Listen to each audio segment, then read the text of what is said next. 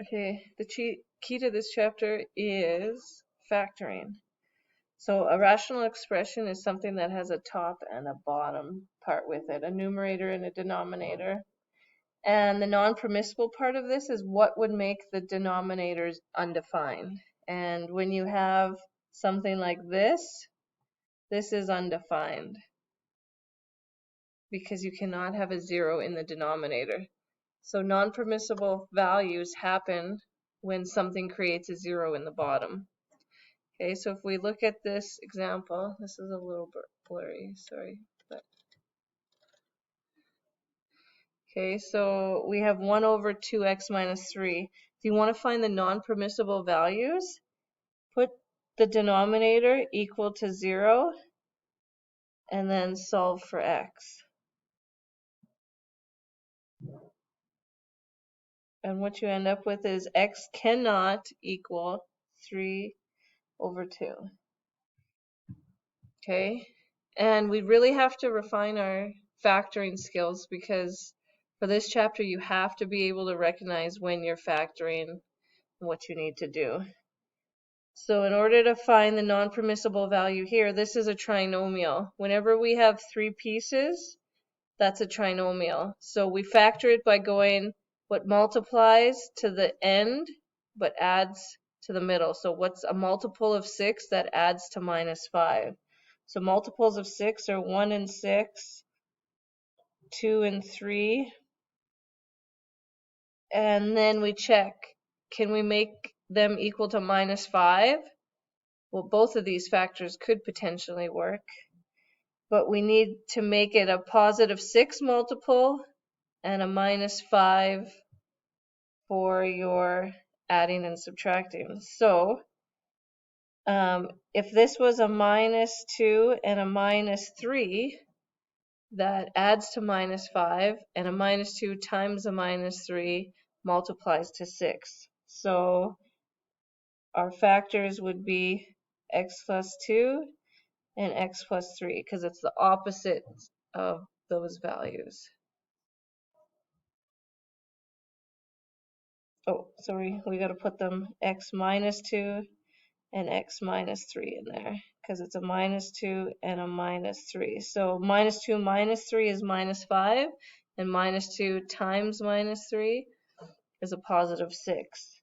And when we want to find the non-permissible values, it's the opposite. So it's actually 2 and 3.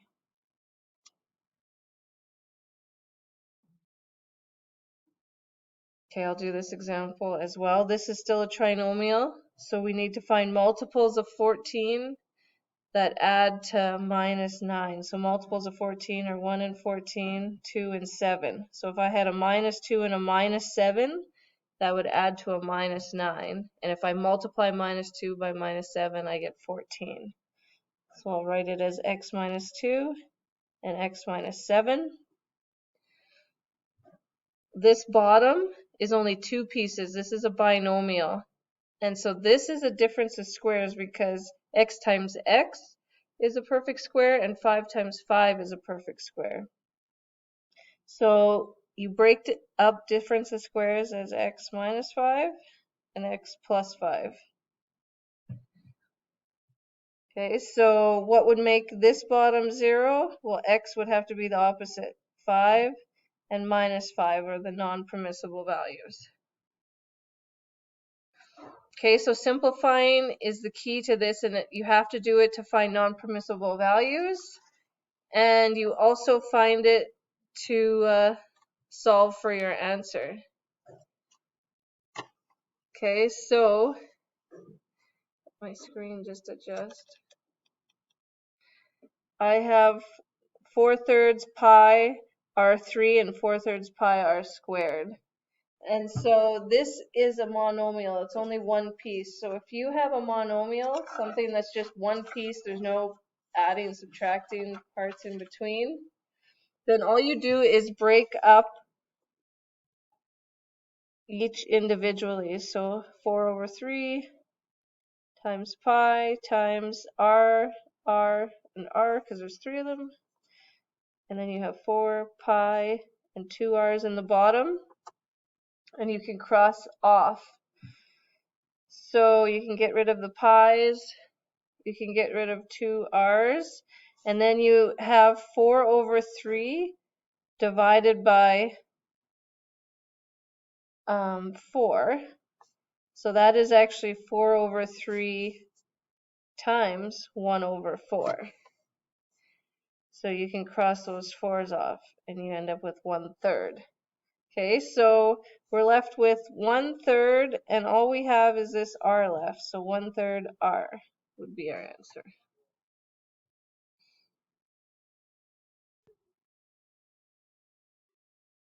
Okay, if we were discussing states non-permissible values, pi is actually a number, 4 is a number. The only thing that are variables are these r's. So for your non-permissible, you would say r cannot equal 0, because if this is a 0, that makes something over 0, which is undefined. Okay, so looking at this example, you got x minus 2, so that's the difference of squares, or x squared minus 1, sorry. So x times x and 1 times 1. So the difference of squares is x minus 1 and x plus 1.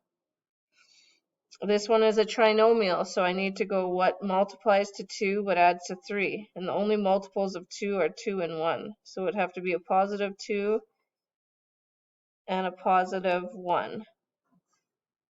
Okay, so I can get my non-permissible values from the bottom here. So you would say x cannot equal minus 2 and x cannot equal minus 1, because a minus 2 would make this 0, which is bad, and a minus 1 makes this 0, which makes it undefined. Okay, and then all you do is simplify. So if we had this,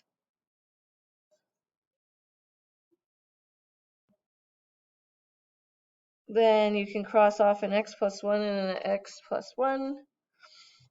So this is your answer.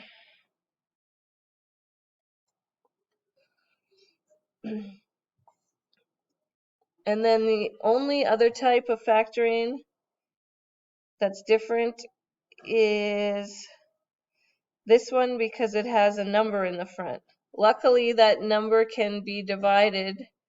Each of these can be divided by 2, and each of these has an extra x. So let's simplify by dividing out by whatever we can first. So let's divide out by 2x out of each of these. Okay, so if I put 2x on the outside of the bracket, whatever I'm left with here. So 2 divided by 2 is 1. And then I had 3 x's and I got rid of 1, so I have x squared. Minus 4 divided by 2 is minus 2x, because I had an x squared and I got rid of 1. And then minus 30 divided by 2 is minus 15. And the x's would cross off.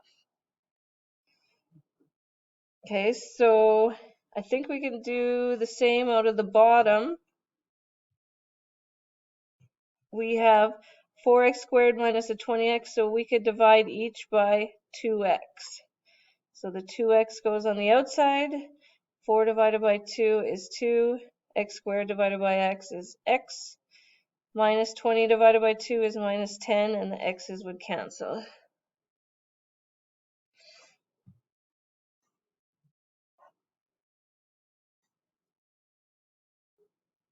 Oh, we could have taken more out of the... That's okay. We'll leave this for now.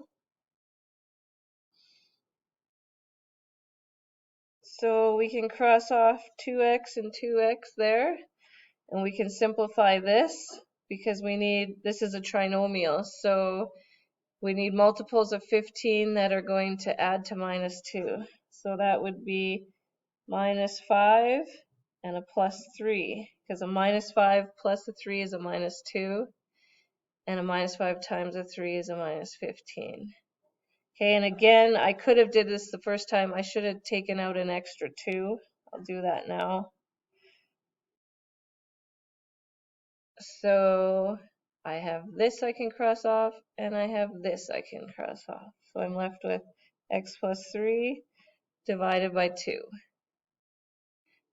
And the non-permissible values for this one would be x can't equal 0, X can't equal minus 5 or positive 5.